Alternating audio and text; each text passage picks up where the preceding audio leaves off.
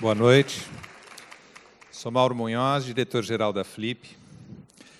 É sempre uma emoção muito grande, depois desse esforço coletivo gigante, abrir as portas da tenda dos autores para vocês e perceber esse desejo de estarmos juntos para compartilhar essa experiência que se renova a cada ano, a cada edição.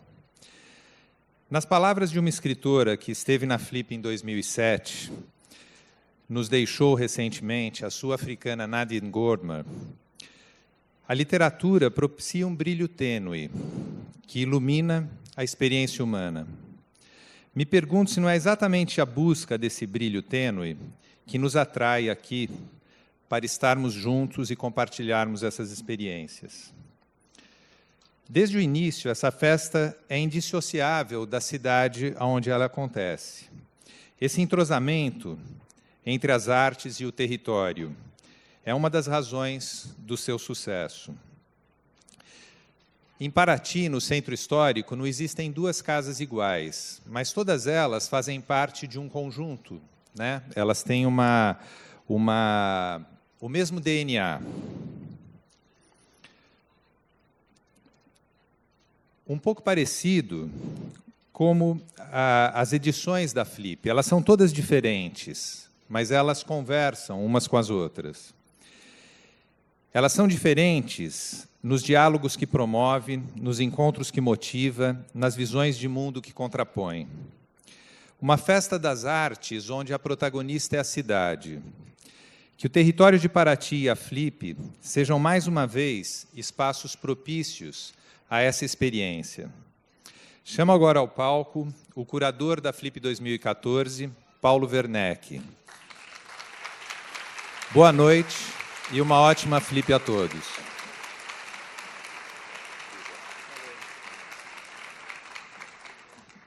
Boa noite. Bom, eu não pretendo me estender muito, é muito emocionante estar aqui, abrindo as portas da tenda, como falou o Mauro. Nesse dia miloriano de sol, o sol foi uma coisa que ele desenhou tanto, e as páginas que ele desenhou e criou pareciam um sol que se abria quando a gente estava folheando uma revista, um livro, um jornal, que eu acho até uma coincidência das mais felizes, esse dia de hoje ter aberto esse tempo esplêndido em Paraty. Eu convido a todos a assistir a Flip do Milor. Eu acho que vai ser uma Flip muito calorosa, muito divertida, com a marca do que a Flip sempre foi, que é a marca da abertura intelectual, do convívio, da amizade.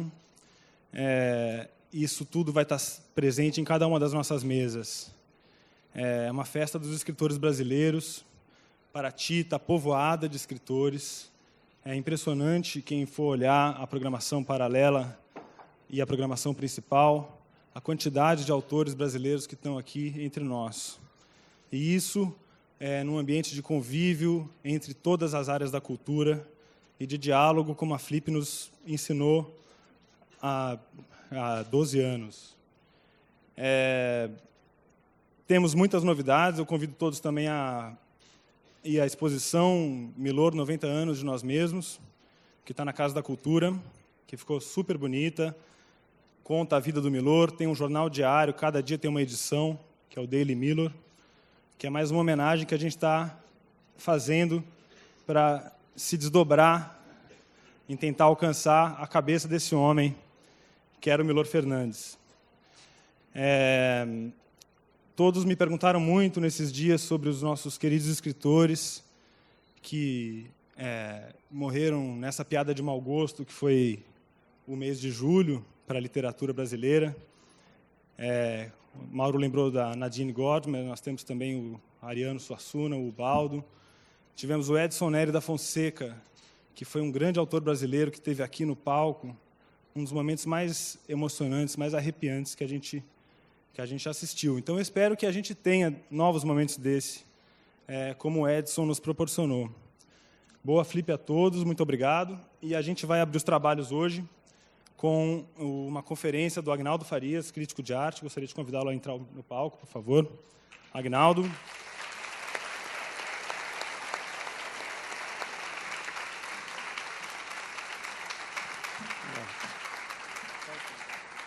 E logo após o Aguinaldo teremos os Milormaníacos, Jaguar, Reinaldo e Hubert. E depois o show da Gal Costa. Muito obrigado, boa noite, boa Flip.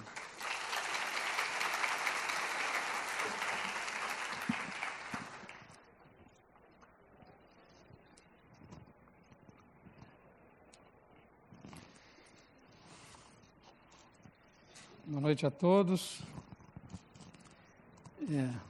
Essa luz, esse púlpito, esse nervoso, esse suor,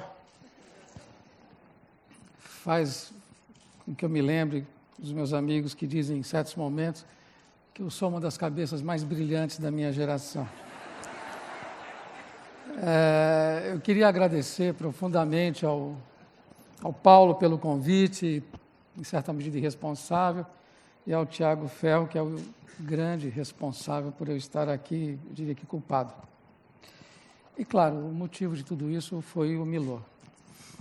Eu fico comovido, esse convite me deixou muito comovido, porque não era apenas para falar sobre Milor Fernandes, mas era para falar sobre um aspecto do Milor Fernandes que é muito pouco abordado, que é o Milor Fernandes, artista plástico, artista visual, enfim, trabalhando com grafismo, trabalhando com pintura, que é um aspecto que normalmente é negligenciado,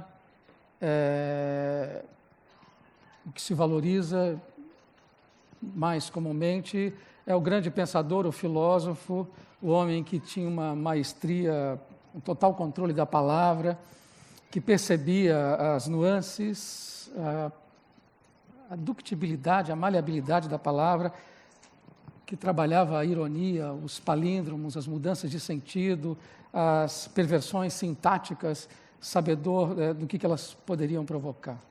É extraordinário o modo como ele lidou, e mesmo assim, acho que a Flip coloca no devido lugar, ressalta a contribuição dele como um dos maiores pensadores que nós tivemos. Quer dizer, o Milor é uma figura de fato singular. Mas o lado plástico, do meu ponto de vista, é igualmente importante. Tá? Não é mais importante, e ele, de qualquer modo, foi pouco avaliado até hoje.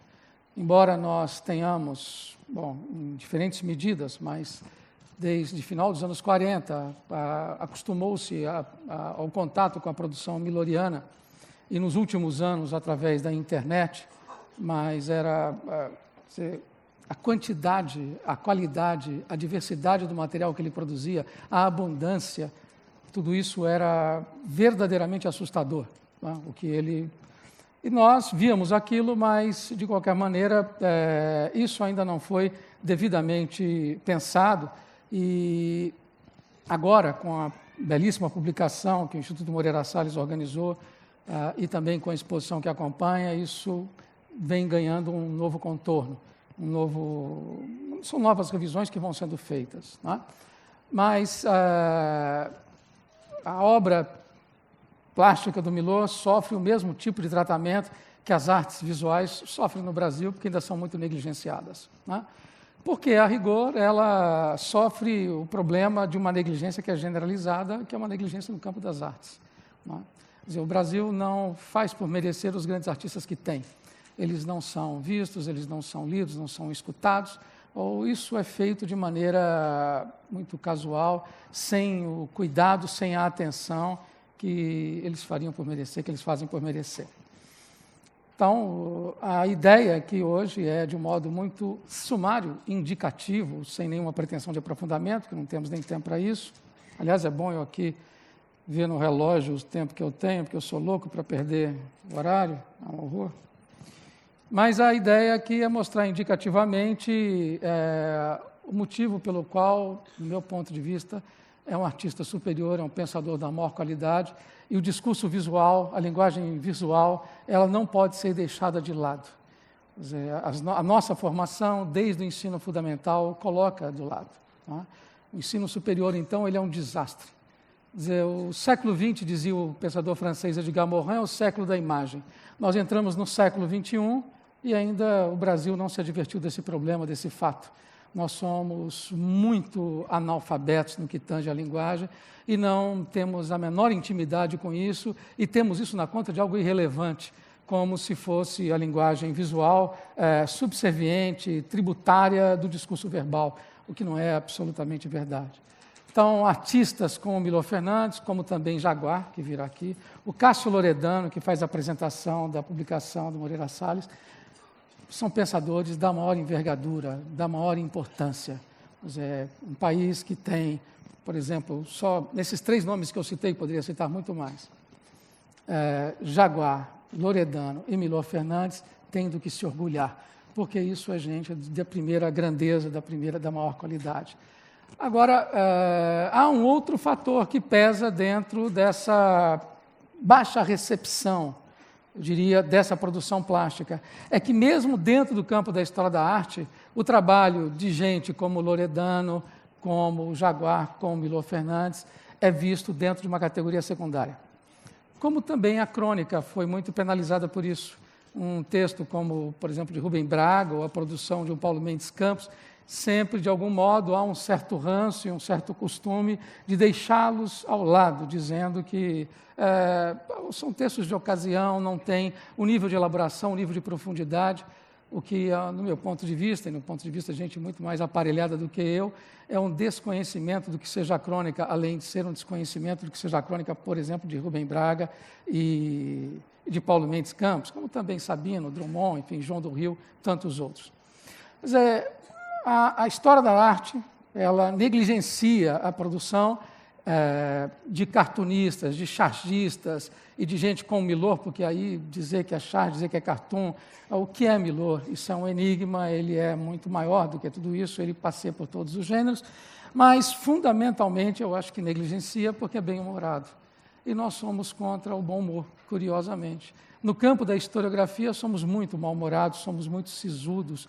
E no campo da arte, a própria arte é muito ciente de si, ciosa de si. Não é? Então, o humor, como se fosse alguma coisa também derivativa, desinteressante, superficial. Algo que é, bom, enfim, alguma coisa epidérmica e que não ataca com profundidade. E o que eu venho defender aqui é a importância do humor como um exercício de ironia. Dizer ironia é quando você diz uma coisa querendo dizer outra. Portanto, é a capacidade de você produzir sentido. É a capacidade de você pegar uma palavra, uma situação e um fato e mostrar como aquilo é plural. Como, por exemplo, uma crônica que certamente um desses dias de Flip aparecerá, a famosa passagem que tem no Lições de Ignorante do Milor, onde tem uma conferência de filósofos e os filósofos se reúnem no Hotel Serrador, no quarto do filósofo mais velho, e toca o telefone. E aí ele vai desfiando os comentários dos diversos filósofos, cada um entendendo naquele simples toque de telefone. Bom, tem o da escola platônica, ou da escola cínica, ou da escola dualista, ou da escola transcendentalista, o utilitarista, que atende, aproveita e pede um cafezinho, enfim, até o idealista que fala, deve ser uma moça bela que soube que eu cheguei por aqui. Isso é o exercício da ironia. Agora veja como isso é sério. Quer dizer, um mesmo fenômeno ele desperta em várias pessoas situações as mais diversas.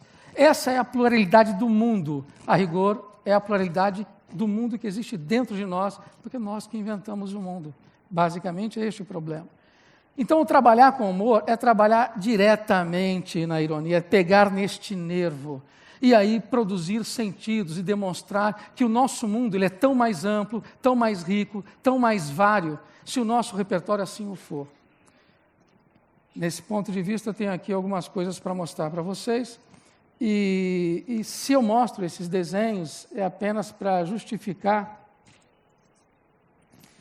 que não são, o que está contido dentro do desenho. Não é só o desenho como suporte de uma ideia, mas a própria ideia do que é o suporte, a carne da ideia, a materialidade da ideia, como é que ela se constitui, como ela é burilada, como ela é trabalhada, como ela é construída. Então, este é o interesse da obra do Milor. Porque tantas são as ideias, como tantas são as técnicas de apresentar ideias. E é isso que o torna imensamente fecundo. Então, vamos para as imagens. Esse é, então, o título é quase óbvio, não? Mas o cara inventou um nome, ou inventaram para ele um nome que absolutamente não existia, porque sabe-se que foi um erro de grafia ali na hora do registro. Por outro lado, rima com melhor, né?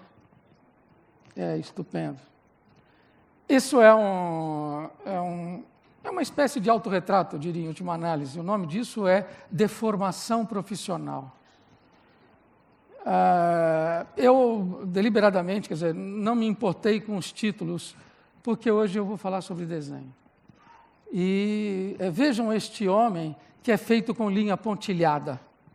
E veja o que significa, portanto, o pontilhamento, né? Com uma ideia de inacabamento ou de percurso fim a ser executado ainda, mas, efetivamente, as bordas ainda não estão escandidas, não estão definidas, não estão perfeitamente delineadas. Né?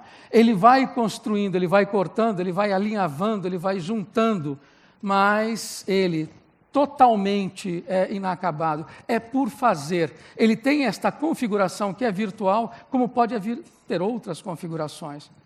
É claro, falar de Milor é falar de um erudito.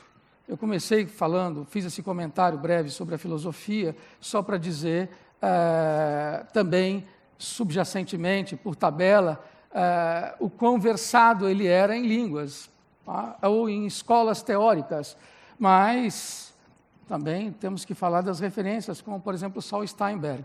Claro que essa é a referência mais imediata, mas só para mostrar alguém que seguramente figura no mesmo patamar de Milor Fernandes. Milor Fernandes o tinha como referência, como muito provavelmente Steinberg o teria também, e provavelmente o tinha, porque chegaram a se conhecer. Como não ter? São gigantes discutindo. Então, a ideia de alguém que puxa do próprio pincel e vai se construindo, a matéria-prima de si é o instrumento e o material com que eu uso para conseguir exprimir, quer dizer, a expressão é simultaneamente a construção, quer dizer, eu sou aquilo que sou possuído pelas linguagens. Como disse Otávio Paz, o homem inventou a linguagem e, ao inventá-la, inventou-se. Continuando. Olha, e é muito bom que nem consigamos ler esse texto, não importa. Que tal esse menino? E que tal também a figura, do protagonista do desenho, ser simultaneamente dois, a linha e o garoto que puxa a linha. E todo humorista é, em última análise, aquele que vê o outro lado das coisas. Lembremos daquele conto anedótico do garoto que viu o rei nu. E ele foi o que teve coragem de chamar a atenção para aquilo que os olhos dos outros, conquanto vissem, não acusavam ver. Porque não tinham coragem ou porque não estavam vendo o mesmo? Mas não é a mesma coisa? Quando não temos coragem, efetivamente, os nossos sentidos são obliterados.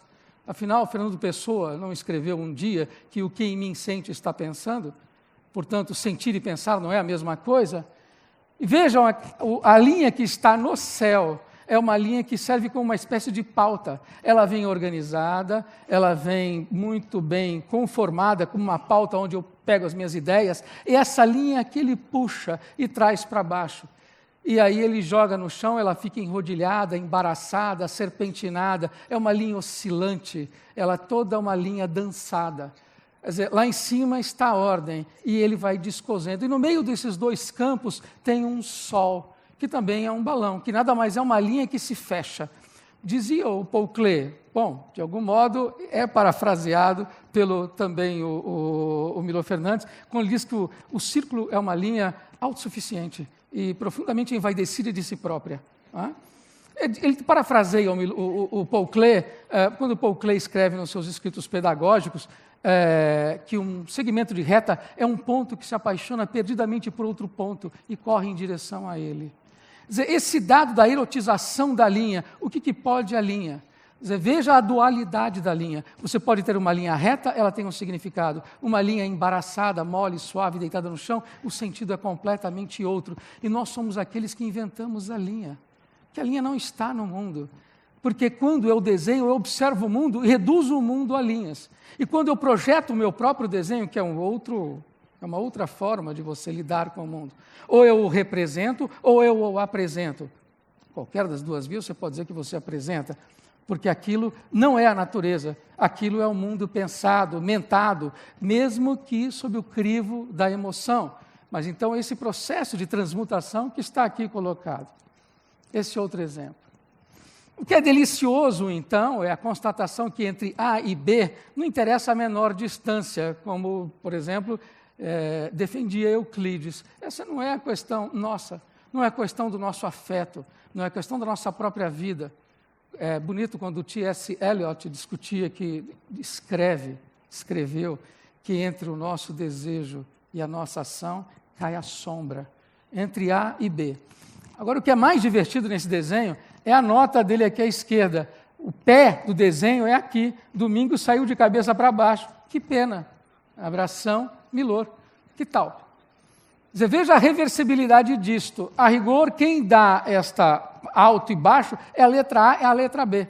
Portanto, essa linha desatada, completamente ensandecida, que vai para lá, labiríntica, ela é organizada por um outro tipo de linha, que é a linha do símbolo, que é a linha da letra. É ela que garante uma hierarquia, é ela que dá uma direção e constrói um horizonte, porque mais não fosse o A e B, está na linha média desse desenho.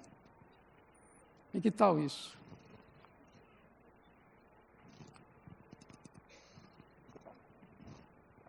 Ele tanto pode fazer uma linha, como simplesmente tomar uma linha de empréstimo. Pega uma folha de caderno de matemática, e não sei se vocês conseguem perceber aqui no fundo, não sei se quem está ao fundo consegue perceber o que acontece aqui ao fundo. Ele faz pilares e transforma tudo isso, esta retícula, num imenso prédio. E lá em cima tem 2 fulanos. E aí um falando para o outro, eu lavo e você enxuga. E aí, momentaneamente, isso que é um caderno de matemática abstrato, aliás, foi projetado exatamente para isso, para que pudesse colher os símbolos da matemática, a álgebra, ou mesmo a geometria, estamos falando de abstração, vira um ícone, porque vira uma fachada de um edifício. E a fachada de um edifício assim desenhada tem um outro tipo de abordagem da nossa parte. O desenho feito pequeno, minúsculo, é o desenho que faz com que você chegue perto dele.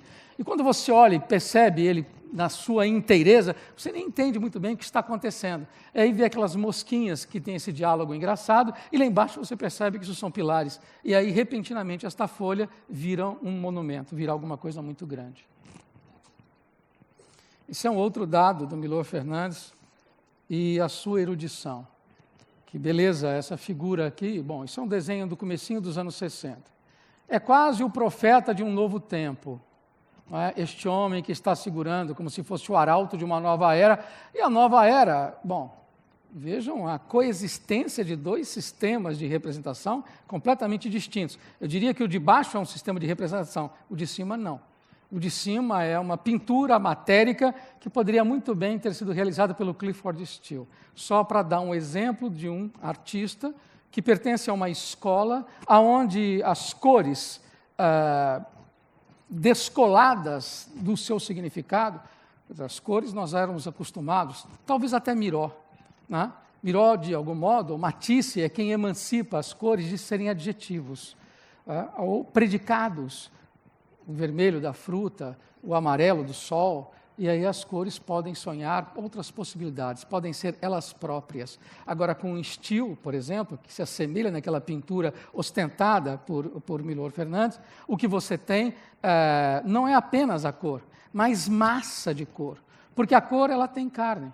A cor, se eu aplico num tecido, ela é diferente da cor em pigmento puro, ou a tinta a óleo, a cor convulsa. E aqui, no caso, Steele, veja como que as tintas se interpenetram, e elas são todas densas.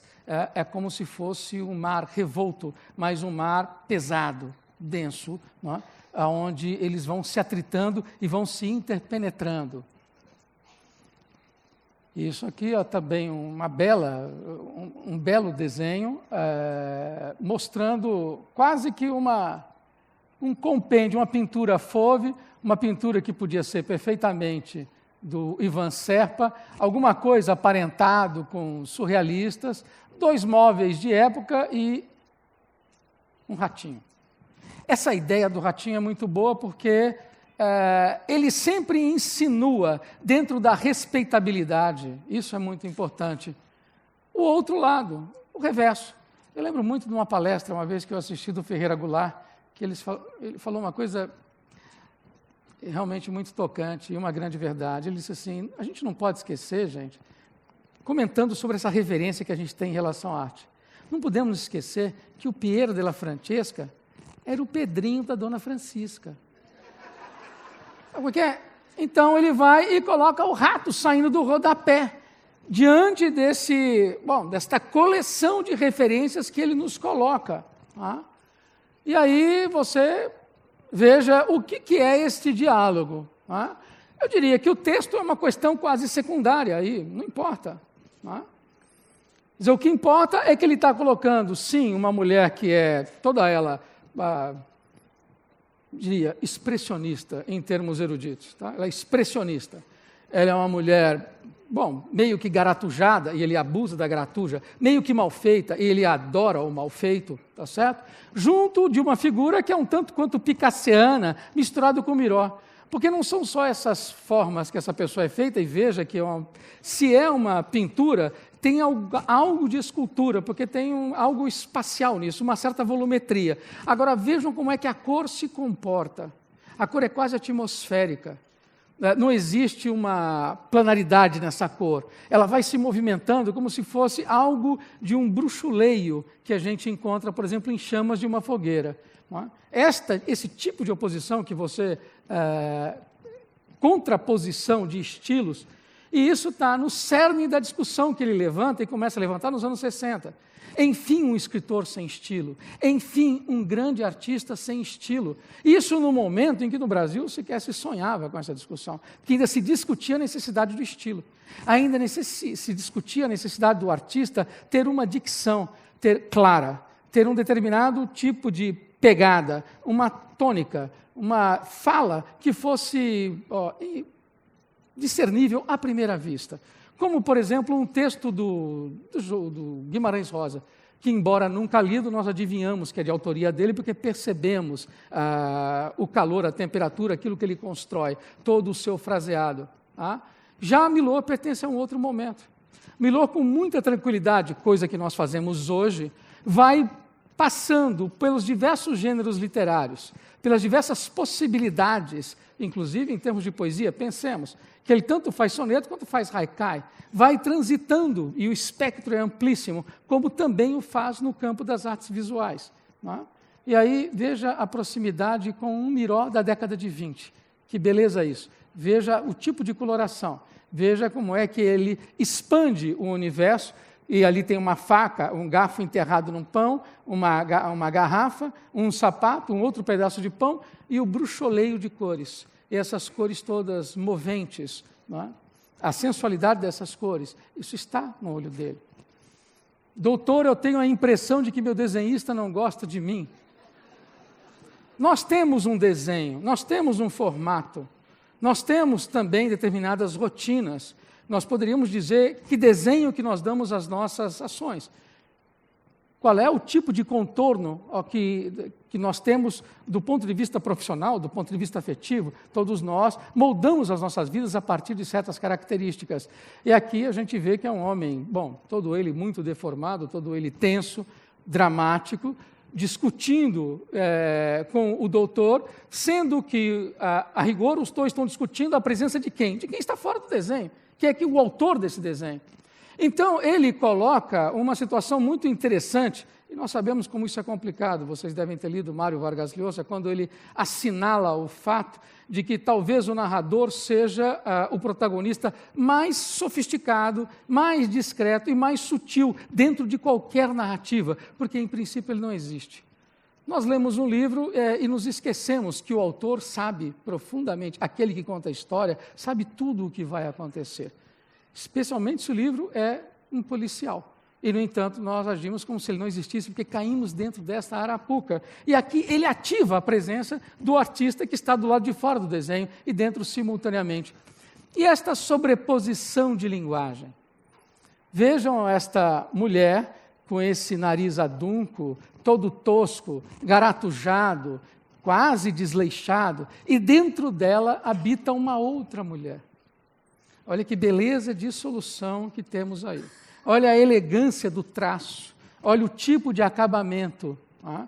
É quase um perfil de uma Grace Kelly, que era uma referência de mulher bonita, indubitavelmente. Não é? Dentro de uma mulher bom, que já está atravessada pelo tempo. Por outro lado, não somos também essa sobreposição? Quando eu começo arriscando a possibilidade de que aquele garoto que puxa a linha de cima e joga a linha no chão, seja o próprio artista fazendo um trabalho e mantendo-se até o fim um garoto. Porque o que é que vive dentro da gente? Que multidão de nós mesmos está dentro de nós, ali, como que represado. Né? E aí, junto com isso, a gente tem um outro tipo de traço completamente distinto. Por exemplo, dessa garatuja. Eu errei aqui, viu? É um horror. Eu marco isso, aí venho aqui, faço, mas é um desastre, é sempre assim. Mas é boa essa garatuja. O que eu gosto da garatuja é o desenho infantil. Aí ele entraria como isso. O desenho que aparentemente um garoto faria. Não faria, é mentira. Mas um garoto faria esse tipo de coisa. E o que ele fala está no balão. E tanto o balão é gordo, quanto a figura que fala é gorda. E a discussão é sobre emagrecimento. Agora, vejam o caminho tortuoso da voz até chegar no balão. Contrariando. O ruído que entra. Ah, não era isso. Meu Deus, onde é que foi parar? Era isso. Eu vou fazer aqui uma coisa muito ousada. Vocês talvez não gostarão. Também não me incomodo muito, não tem problema. A gente tem que correr riscos. Essa é a ideia. Picasso tem a mão cirúrgica, a mão precisa, a mão bisturi. Picasso é uma espécie de Francisco Alves, Bing Crosby, Frank Sinatra da voz. Sabe como é que é? É aquela voz que quando você escuta, você resolve não cantar. Agora, nisso chegou o João Gilberto e salvou o mundo aqui para nós. E o João Gilberto começa ouvindo Nelson Gonçalves, Francisco Alves, bom, essas grandes vozes. E aí você não sabe aonde é que ele coloca a voz. A gente não sabe se quando ele fala ele está cantando, se quando ele está cantando ele está falando. Esta é a grande ambiguidade. Picasso humilha, Picasso você desiste, porque quem é capaz de fazer um dorso como este? Ninguém é capaz. E aí ele faz umas costas, o Milor é capaz. Tem este mesmo traço. Você diria que quem tem este traço poderia ter este traço? Agora a questão é, quem, Milor, está aqui? E quem, Milor, está naquele outro desenho preciso? Falando em preciso, eu precisaria ler para vocês uma passagem magnífica é a única coisa que eu vou ler. Miró sentia a mão direita demasiado sábia e que de saber tanto já não podia inventar nada. Quis então que desaprendesse o muito que aprendera, a fim de reencontrar a linha ainda fresca da esquerda. Pois que ela não pôde, ele pôs-se a desenhar com esta, até que, se operando, no braço direito ele o enxerta. O problema da nossa mão direita, da mão picassiana, é que ela sabe demais. E o problema é que, como já nos ensinou Carlos Drummond de Andrade, vai Carlos Sergochi na vida, que é preciso reinventar. Então, como escreve aqui João Cabral de Melo Neto, Miró amputa a esquerda e enxerta na direita, para que a direita possa nascer novamente, como desvio, como erro, como transgressão. Transgressão no campo das horas. Ele não apenas transgride no traço, como ele transgride no tempo que está contido em cada um desses relógios, e na pergunta que, diante de tantos relógios, as pessoas se mantêm, porque os relógios não resolvem nada, em última análise. Então, e veja que este homem sabia da beleza.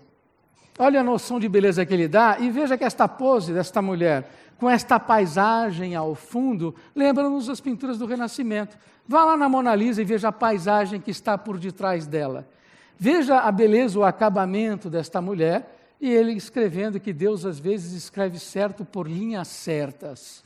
É como se ele soubesse a importância do certo, mas também soubesse a importância do errado, e treinasse o tempo todo nos dois campos, e fizesse com que esses dois campos se encontrassem, se interpenetrassem, numa junção que para muitos de nós é impossível, que não deveria ser assim.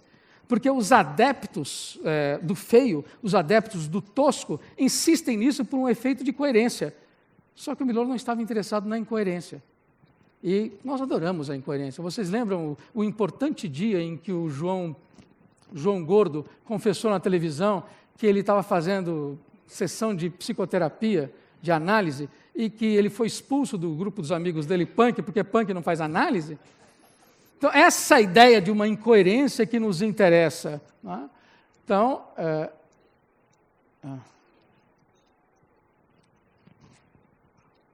isso vai rápido. Olha esta multidão passando.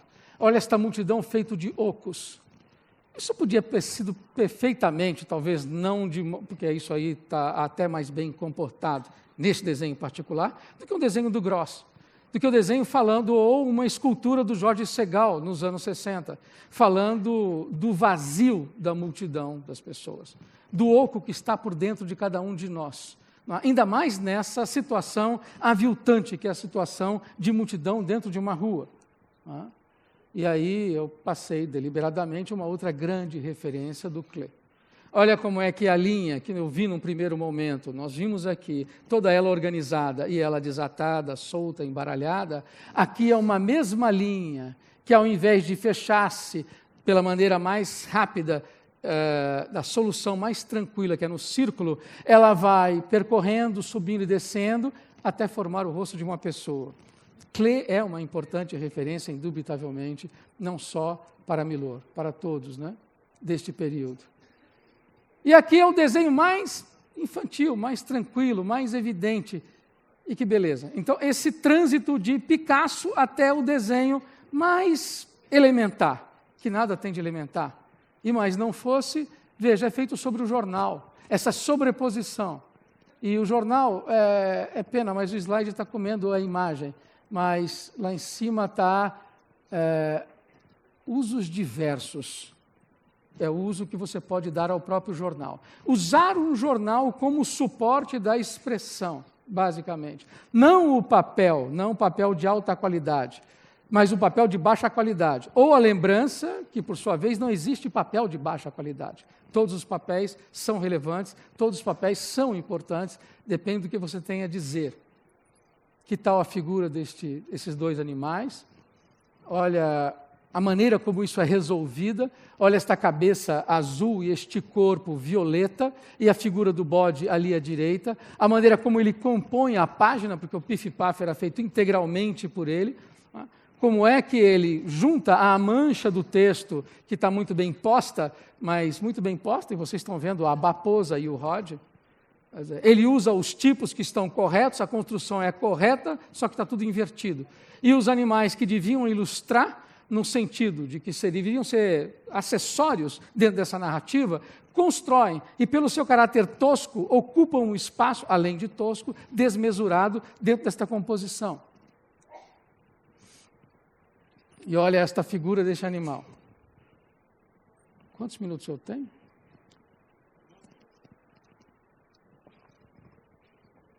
É que eu trouxe um relógio que eu não consigo ver o mostrador. Eu vou colocá-lo no bolso. Ele é cinza, é lindo. Mas não dá para você ver as horas. Eu gosto dele por causa disso. Acho ele maravilhoso. Olha esse bicho. Detalhe que esse bicho ele apresenta numa exposição. Isso é um guache. Isso é um trabalho de 1 metro por alguma coisa, enfim. É um trabalho grande. Isso não foi feito como ilustração de nada. Isso foi feito uma exposição de arte. Não é?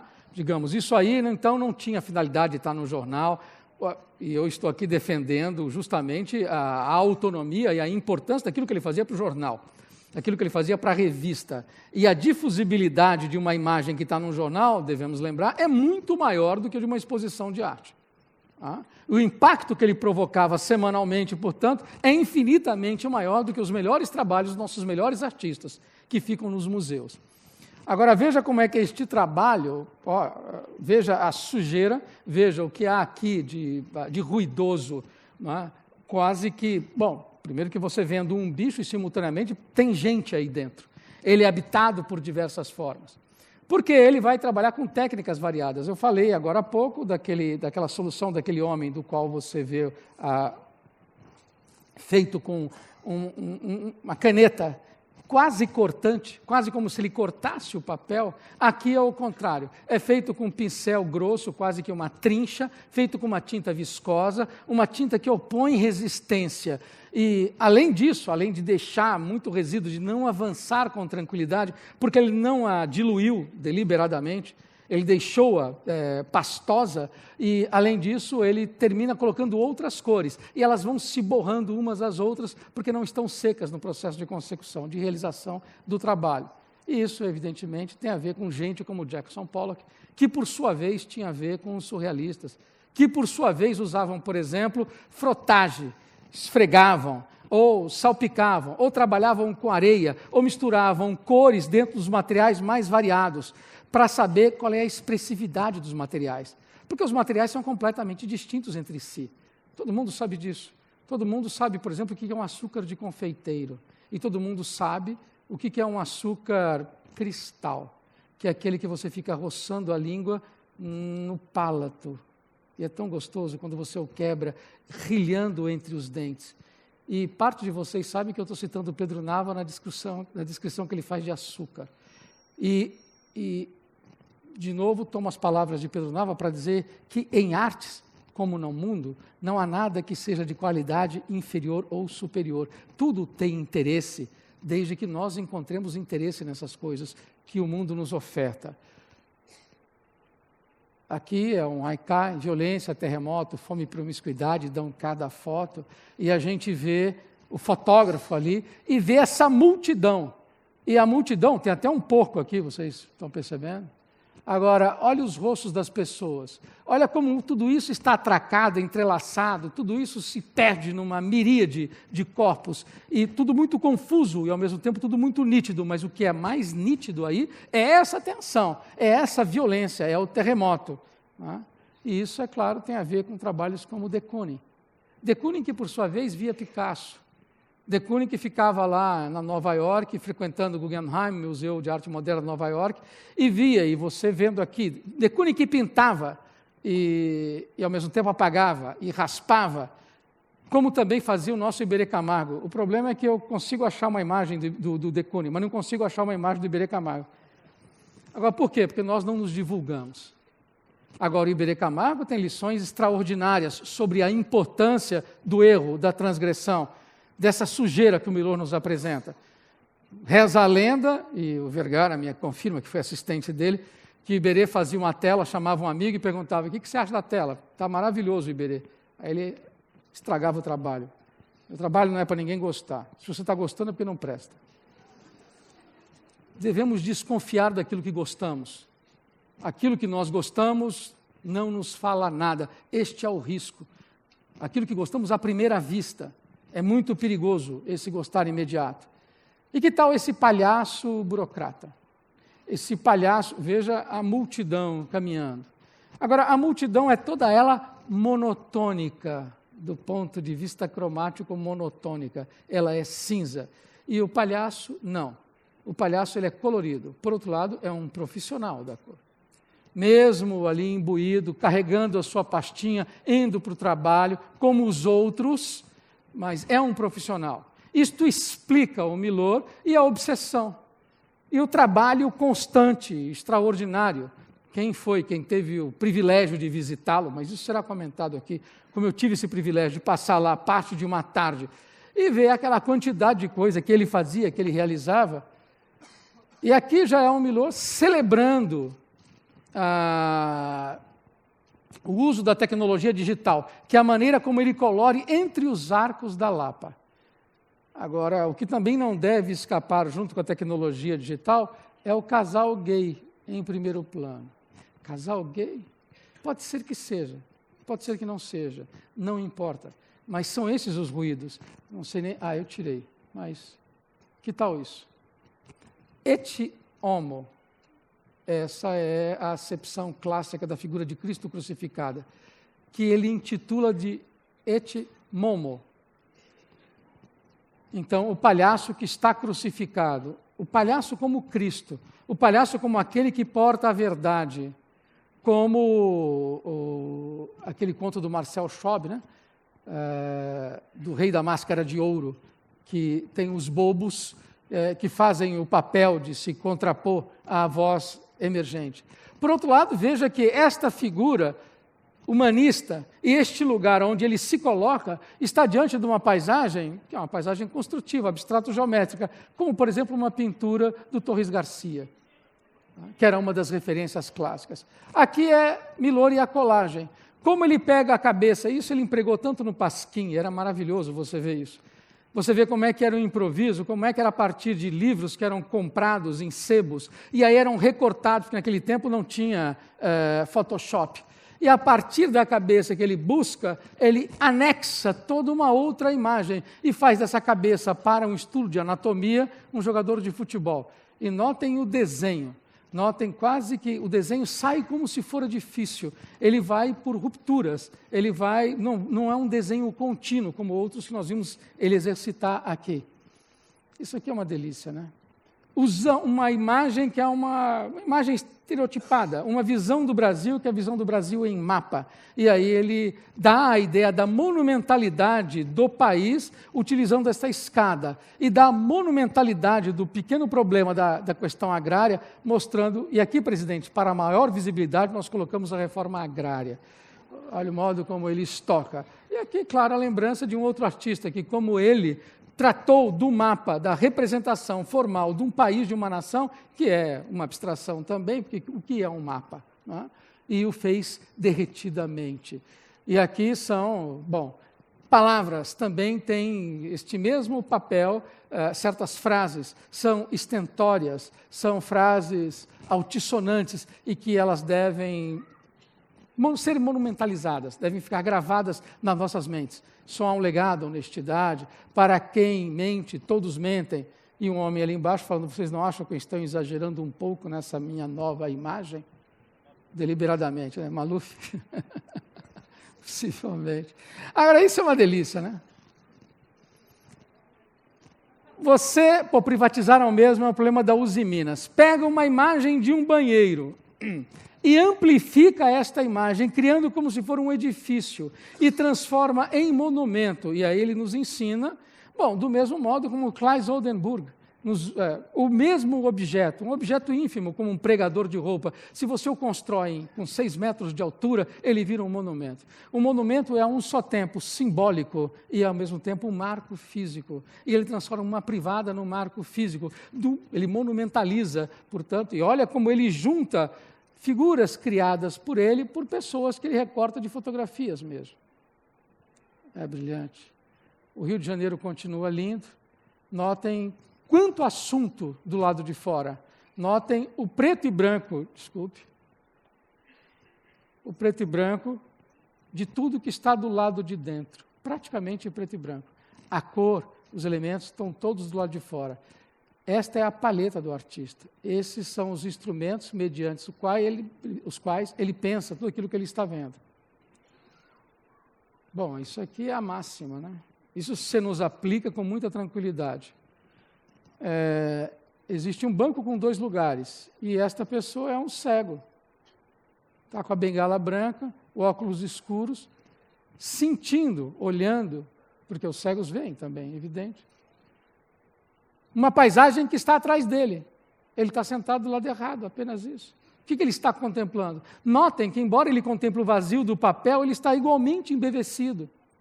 E esta árvore? Esta árvore que é tema dele, eu fico imaginando 3 minutos. Tá? Quantos anos ele realizou cada uma dessas árvores? Porque era folhinha por folhinha.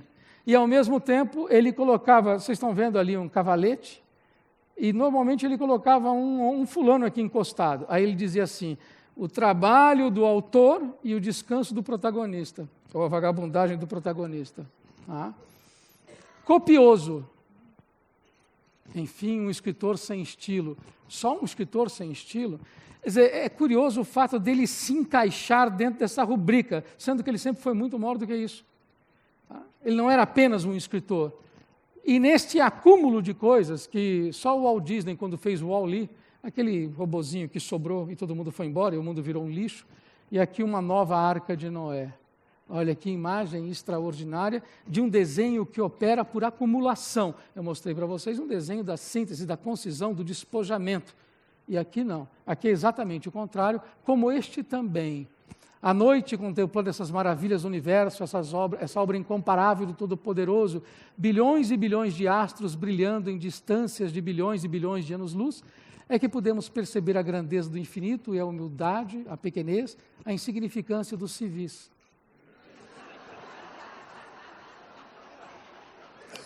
E para que ninguém tenha dúvida desse modo como nós nos espelhamos no universo, e hoje sabe-se que você pode comprar na internet uma estrela e colocar o seu nome. E eu fico imaginando se um dia, no sistema solar que existe em torno dessa estrela comprada por você, os habitantes de lá descobrirem que tem o seu nome, pertencem a você.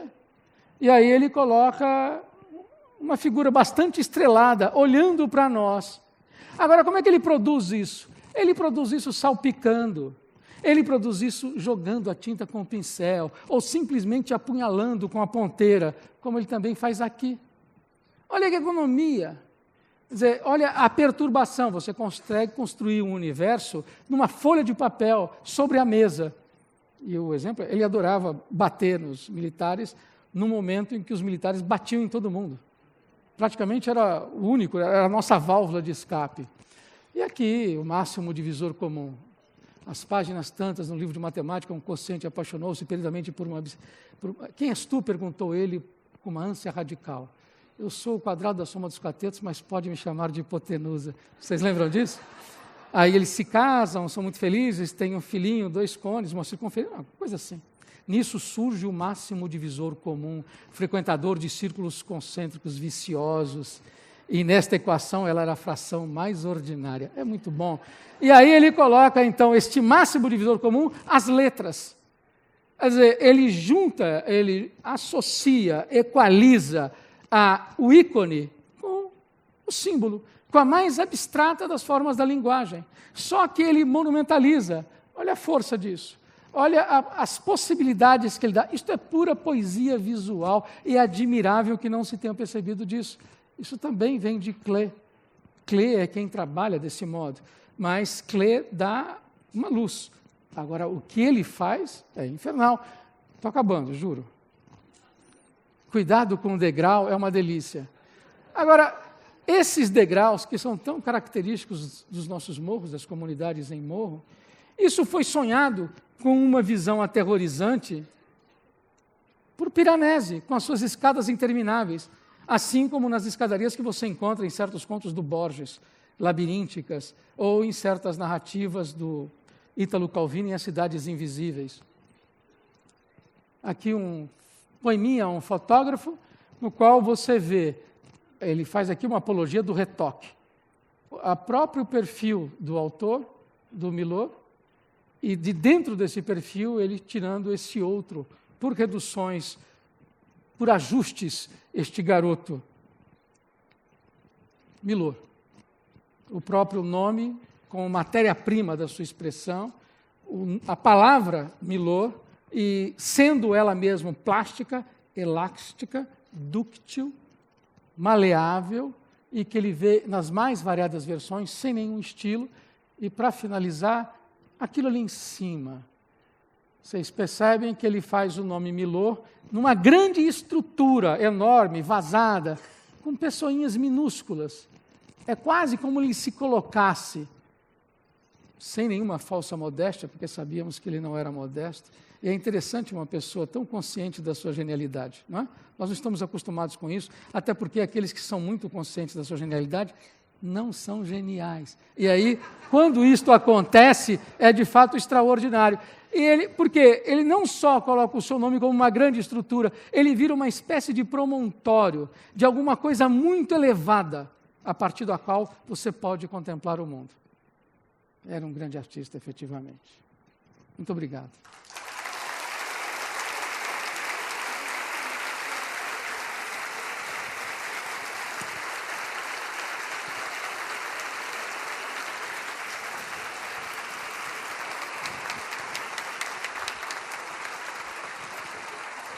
Grande, hein, cara? Funcionou, Paulo? Muito bom. Funcionou?